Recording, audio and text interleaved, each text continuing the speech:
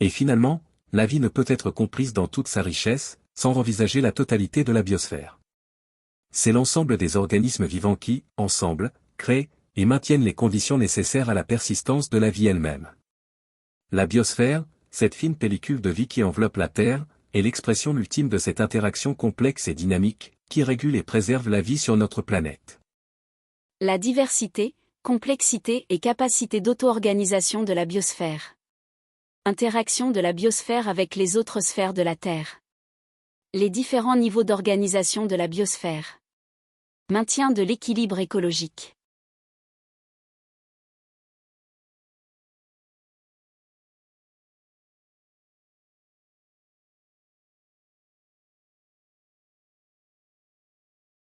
Morin reconnaît que la biosphère est un système incroyablement diversifié et complexe, avec une multitude d'espèces et de formes de vie, interagissant sur notre planète. Cette diversité est essentielle pour la résilience et l'adaptabilité de la biosphère.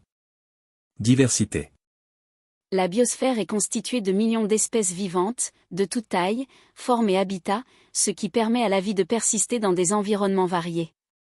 Cette diversité est une condition essentielle pour le maintien des écosystèmes et de la vie elle-même, car elle permet aux systèmes vivants de s'adapter aux changements, aux perturbations et aux crises. Complexité. La biosphère n'est pas simplement un ensemble d'organismes vivants, mais un réseau d'interactions complexes et dynamiques entre ces organismes et leur environnement, relations de prédation, symbiose, coopération, etc. Morin insiste sur le fait que cette complexité ne peut pas être réduite à des causalités linéaires simples. Auto-organisation. Morin souligne l'auto-organisation comme un principe fondamental de la biosphère. Les systèmes vivants ont la capacité de s'organiser de manière spontanée, sans contrôle extérieur, grâce aux interactions entre les éléments qui les composent. Par exemple, les écosystèmes s'équilibrent d'eux-mêmes. Les populations d'herbivores et de prédateurs s'ajustent, les cycles des nutriments et de l'eau se régulent. Morin met en évidence les interactions entre la biosphère et les autres sphères terrestres, telles que l'atmosphère, l'air. La biosphère échange des gaz vitaux avec l'atmosphère, oxygène, dioxyde de carbone, ce qui permet aux plantes de faire la photosynthèse, et aux animaux de respirer.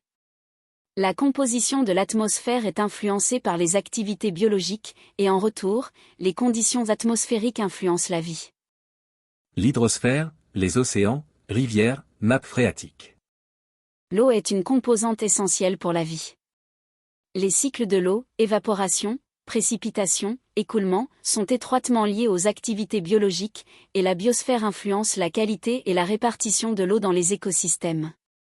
La lithosphère, les roches, le sol. Les êtres vivants interagissent avec la croûte terrestre.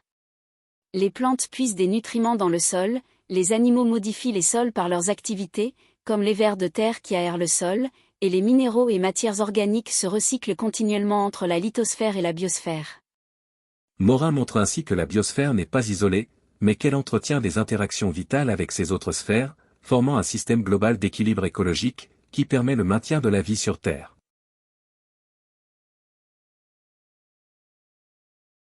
Morin explore les niveaux d'organisation au sein de la biosphère, en soulignant la manière dont les organismes interagissent entre eux, et avec leur environnement, pour former des systèmes de plus en plus complexes.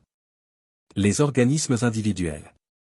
Chaque individu vivant est un système complexe en lui-même, capable de maintenir sa propre organisation interne, tout en interagissant avec son environnement. Les écosystèmes. Morin étudie comment les organismes ne vivent pas isolément, mais font partie d'écosystèmes, dans lesquels ils sont en interaction constante avec d'autres espèces, et les éléments non vivants, comme l'air, l'eau, le sol. Un écosystème comprend des chaînes alimentaires, des cycles de nutriments, et des flux d'énergie. Les processus biogéochimiques. Morin met l'accent sur les cycles de la matière, comme les cycles du carbone, de l'azote, de l'eau, qui sont régulés par les processus biologiques et géochimiques. Ces processus sont fondamentaux pour le maintien des écosystèmes et de la vie sur Terre. Par exemple, les plantes absorbent le dioxyde de carbone de l'atmosphère pour produire de la matière organique, qui est ensuite consommée par les herbivores, puis décomposée par les micro-organismes, réintégrant ainsi le cycle du carbone.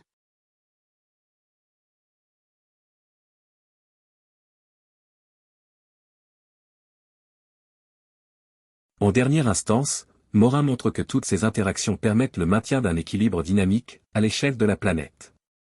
Cet équilibre n'est jamais statique, mais repose sur une régulation continue entre des forces opposées, comme l'ordre et le désordre, la création et la destruction. C'est cette dynamique qui permet à la vie de persister et d'évoluer. En résumé, Morin voit la biosphère comme un système complexe, interdépendant et auto-organisé, qui se maintient grâce à des interactions à multiples niveaux, entre les organismes vivants et les autres sphères terrestres. Cette vision de la biosphère est à la fois holistique et évolutive, et elle reflète la pensée complexe chère à Edgar Morin.